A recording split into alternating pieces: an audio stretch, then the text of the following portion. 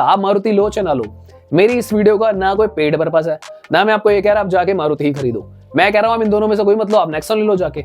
मैं बस आपको एज अ कंज्यूमर भाई समझाने की कोशिश कर रहा हूं। क्या नमस्कार दोस्तों, जय हिंद। आई होप हमारे सारे शेयर भाई बहन बिल्कुल ही बढ़िया होंगे। थंबनेल आपने वीडियो का देख ही लिया है। अगर आप कंफ्यूज हो कि आपको मारुति ब्रेजा लेनी चाहिए या फिर किया सोनेट, तो ये वीडियो आपके लिए होने वाली है। यहाँ पर मैं जो प्रैक्टिकल बातें आपसे करूंगा वो आपको आपके फाइनेंसेस के अकॉर्डिंगली आपको एक राइट डिसीजन लेने में हेल्प करेगी। स्पेशली अगर आप कोई ऐसे शख्स हैं जो अपने मेहनत के पैसे लगा रहे हैं या लोन वगैरह लेकर जैसे तैसे आप कार अरेंज कर रहे हैं अपने लिए, तो इस वीडियो को आपको एंड तक जरूर देखना है। Let's talk practical, let's talk on ground level कि क्या आपको मारुति लेनी चाहिए या फिर आपको किया सोनेट लेनी चाहिए।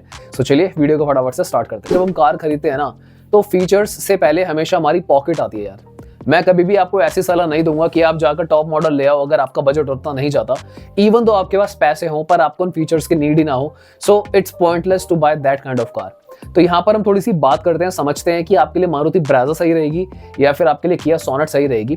वेरिएंट के लिए मैं और भी वीडियोस बनाता जाऊंगा, आप कमेंट कर सकते हैं तो उसके बारे में भी हम डालेंगे। हालांकि रिसेंटली मैंने कंपैरिजन ऑलरेडी डाला था जिसमें मैंने किया सोनेट एचटी के और मारुति की फ्रॉन्क्स को कंपेयर किया था। अगर आप इस बारे में भी चाहते हैं ब्रेजा के बारे में भी, तो वो भी स्टार्ट करेंगे। सो मेरा पहला पॉइंट यहाँ पे हो जाता है कि आपने खुद ही नोटिस किया होगा कि किया ना आपको काफी ज्यादा फीचर्स प्रोवाइड करता है, और ये बहुत अच्छी बात भी है क्योंकि मारुति की मोनोपोली भी ठीक नहीं है। पर यहाँ पे ना कुछ उसके प्रैक्टिकल रीजंस भी बन जाते हैं। हालांकि मैं गलत ही मानता हूँ जो मारुति कर रहा है, क्योंकि इस बजट में किया आपको इतने फीचर्स दे देती है जितना उनका VXI का बजट जाता है उसके आसपास, तो आपको सनरूफ वाली HT के प्लस मिल जाएगी वहां पे आपको सोनेट के अंदर, अगर मैं बात करूँ किया की। पर हो क्या रहा है ना, बेसिकली आप समझ के देखो, किया अभी 4-5 साल हुए होंगे मान लो उस कंपनी को आए हुए, या 6 साल जितने भी हुए होंगे, तो अभी वो न्यू है। लाइक एक कार ब्रांड को स्टैब्लिश होने में ना कम से कम भी 10 साल का टाइम तो लग ही जाता है, तब जाकर वो अपना ट्रस्ट गेन करता है। तो किया को थोड़ा सी एडवांस यहाँ पे क्या मिल जाता है कि वो Hyundai से थोड़ा भाई बहन वाला उनका रिश्ता है, बट प्रैक्टिकली उनके सर्विस सेंटर भी अलग है और नेटवर्क भी अलग है। पर मारुति अगर आप बात करते हो तो मारुति के इतने सर्विस सेंटर हैं, इतना बड़ा नेटवर्क है, इतनी पुरानी कंपनी है, तो मारुति थोड़ी सी मोनोपोली ना अपना ब्रांड, अपनी लेगेसी, अपने नाम को बेचने के लिए भी कर देती है।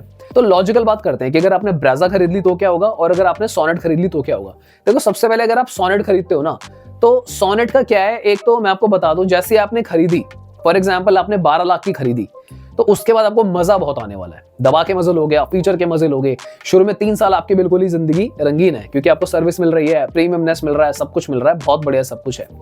पर अगर आप लॉन्ग टर्म में इसको देखते हो ना, अपनी इन्वेस्टमेंट को, क्योंकि सोनेट की जो ओवरऑल माइलेज है थोड़ी सी अपनी मारुति से कमी रहती है ब्रेजा से, अगर मैं बात करूं। हो सकता है दोनों के बराबर ही हो, क्योंकि अगर आप 1.2 लीटर उनका देखोगे तो हो सकता है वहां पे एक बार को किया ज्यादा दे दे, बट आई स्टिल डाउट।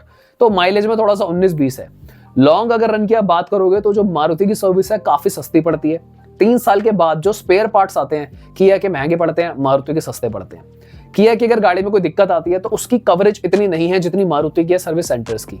अगर आप बाद में भी आउटसाइड कुछ काम कराते हो तो मारुति का काम सस्ते में हो जाता है एज कम्पेयर टू किया जैसे ब्रांड का। वो देखकर ही ज्यादा पैसे मांग लेंगे कि भाई ये तो बाहर के ब्रांड की कार है।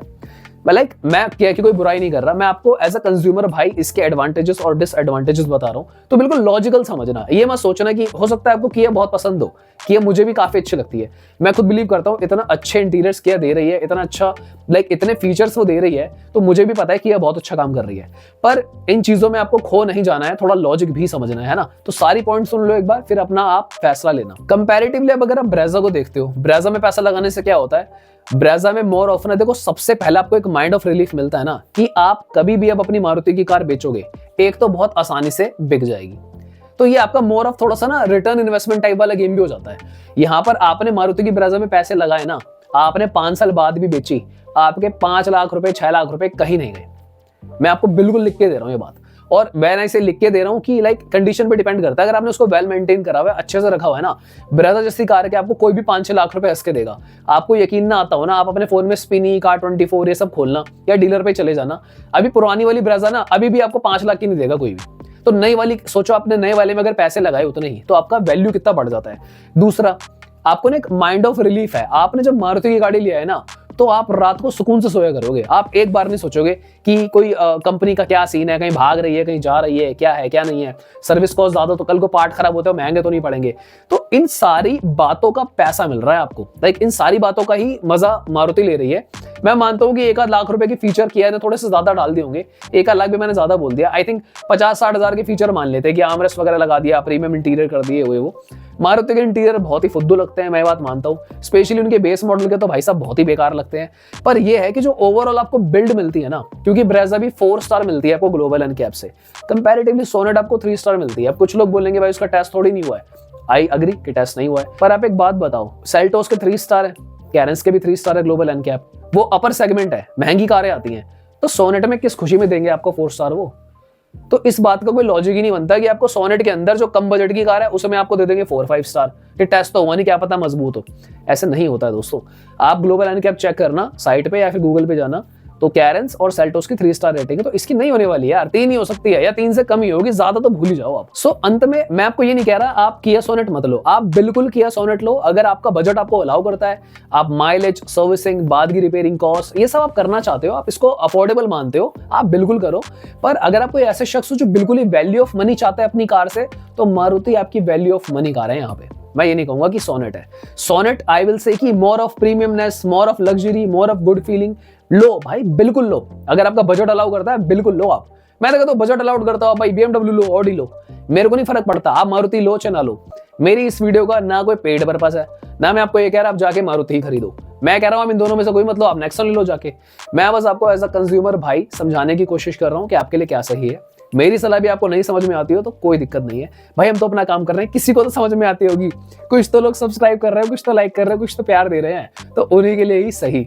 सो हमने काफी मोटी मोटी बातें करी हैं, आई थिंक आपको थोड़ी सी प्रैक्टिकलिटी और रियलिटी लेवल पे समझ में आया होगा कि सोनेट खरीदने में और ब्रेजा खरीदने में क्या क्या यूनिक चीजें हो जाती हैं। हालांकि अगर मैं आपको एक लॉजिकल बात बताऊं ना, यहाँ पे फीचर्स ऑब्वियसली हमें बहुत इंप्रेस करते हैं, हमें काफी फीचर्स ऐसे चाहिए होते हैं जो जरूरी हैं, पर देखो जरूरी और नीड में फर्क होता है। जैसे मैं आपको एक फीचर बताता हूँ, कारों में अगर आप ऑटोमेटिक क्लाइमेट कंट्रोल लेते हो, या कि ऑटोमेटिक एसी हो गया, या फिर आप मैनुअल एसी लेते हो, बहुत छोटी सी दिमाग वाली बात है, काम एक ही है उनका, यूं कर दोगे तो ठंडी हवा आ जाएगी, ऑटोमेटिक में अपने आप सेट होता है बस। इस बात का ना 70,000 रुपए से 1 लाख रुपए बढ़ जाता है वेरिएंट अप होते ही। कई लोग यहाँ पे शौकीना तौर पे लगा देते हैं वहां पे पैसे, कई लोग नहीं लेते, कई लोग सोचते हैं भाई 1 लाख की एफडी नहीं करा दूं बैंक में मैं, या 1 लाख का मैं तेल ही ना ले लूं अपने लिए।